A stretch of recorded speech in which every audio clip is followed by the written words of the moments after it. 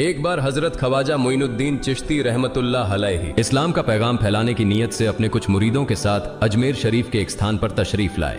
जिस मुकाम पर हजरत ख्वाजा मोइनुद्दीन चिश्ती रहमतुल्लाह अलैहि ने कयाम किया, वहां के करीब ही एक बड़ा तालाब था जिसे स्थानीय हिंदू लोग अनासागर कहते थे।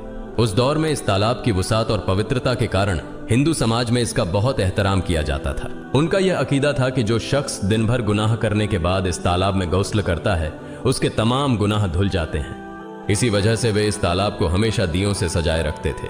कहा जाता है कि इस तालाब में हर रात दिए जलाने के लिए तकरीबन 3 मन तेल की जरूरत होती थी। तालाब की पवित्रता के कारण वहां सभी हिंदुओं को दाखिल होने की इजाजत नहीं थी। सिर्फ आला तबके के ब्राह्मण ही वहां गौस्ल कर सकते थे और तालाब के पानी को छू सकते थे। उनका यह मानना था कि अगर ब्राह्मणों के अलावा कोई और तालाब के पानी को छू ले तो पानी नापाक हो जाएगा। हजरत ख्वाजा मोइनुद्दीन चिश्ती रहमतुल्लाह अलैहि और उनके मुरीद लंबे सफर से थके हुए थे। कुछ देर आराम फरमाने के बाद जब नमाज का वक्त हुआ तो ख्वाजा मोइनुद्दीन चिश्ती रहमतुल्लाह अलैहि ने हजरत बख्तियार काकी रहमतुल्लाह अलैहि को अजान देने का हुक्म दिया। हुक्म पाकर हजरत बख्तियार काकी रहमतुल्लाह अलैहि ने अजान देना शुरू किया। उस वक्त हिंदुस्तान में तौहीद का पैगाम और अजान के अल्फाज किसी ने नहीं सुने थे। जब लोगों ने पहली बार अजान के अल्फाज सुने तो उनके दरमियान हलचल मच गई। लोग अपने घरों से बाहर आकर एक दूसरे से कहने लगे, ये फकीर लोग कहां से आ गए और ये क्या पढ़ रहे हैं। अजान खत्म होने के बाद हजरत ख्वाजा मोइनुद्दीन चिश्ती रहमतुल्लाह अलैहि और उनके साथियों ने अनासागर तालाब पर जाकर वुजू करना शुरू किया। जब हिंदू पुजारियों ने देखा कि एक अजनबी दरवेश उनके मखसूस तालाब का इस्तेमाल कर रहा है तो उनके दिल में गुस्से की आग भड़क उठी। एक पुजारी बोला, यह दरवेश कहां से आ गया?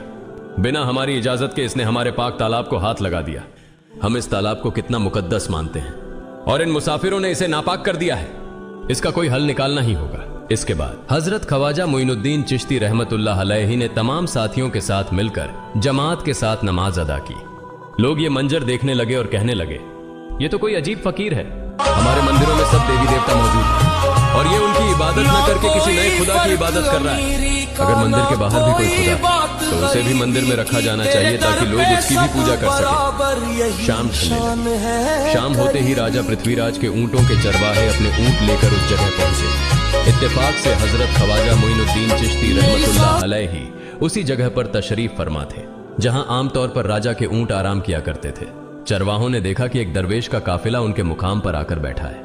उन्होंने हजरत ख्वाजा मोइनुद्दीन चिश्ती रहमतुल्लाह अलैहि और उनके साथियों से कहा, अरे फकीर बाबा, आप कहां से तशरीफ लाए हैं और यहां आकर बैठ गए? क्या आपको मालूम नहीं कि यहां रोजाना राजा पृथ्वीराज के ऊंट आराम फरमाते हैं? राजा के ऊंट यहां आराम करते हैं। ये जानते हुए भी आपने यहां बैठने की जुर्रत कैसे की? हजरत ख्वाजा मोइनुद्दीन चिश्ती रहमतुल्लाह अलैहि ने उन चरवाहों को नरमी से जवाब दिया, बाबा, हम मुसाफिर हैं और अनजान हैं। हमें मालूम नहीं था कि इस मुकाम पर राजा के ऊंट आराम करते हैं। चूंकि हम पहले ही यहां रात गुजारने का इरादा कर चुके हैं, तुम अपने ऊंटों को आज किसी और जगह आराम देने ले जाओ। आसपास बहुत सी जगहें हैं।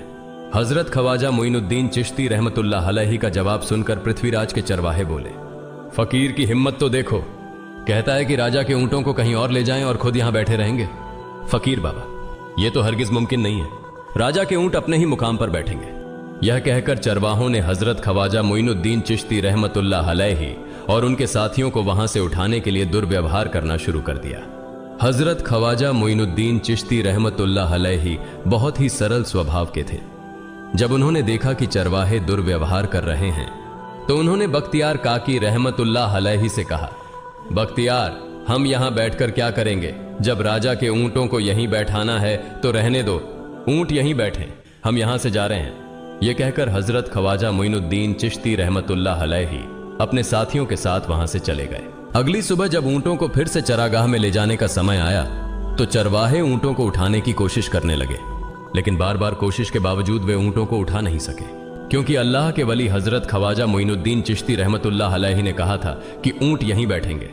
अल्लाह रब्बुल आलमीन ने उनकी यह दुआ कबूल कर ली थी और ऊंटों को आदेश दिया था कि जब तक मोइनुद्दीन चिश्ती खुद नहीं कहेंगे तब तक वे यहीं बैठे रहेंगे। इसके बाद चरवाहे ऊंटों के न उठने का कारण जानने लगे। उनमें से एक नेक चरवाहा था जिसने कहा, क्या तुम्हें याद है कि हमने कल यहां से एक दरवेश को उठाया था? जाते जाते उन्होंने कहा था कि हम जा रहे हैं, राजा के ऊंट यहीं बैठेंगे। मुझे लगता है कि उनके कहे शब्दों के कारण ही राजा के ऊंट उठ नहीं पा रहे हैं। शायद वह कोई बड़े वली हैं या अल्लाह का कोई अवतार है। इस बात को महामहिम राजा के समक्ष रखते हैं। इसके बाद चरवाहे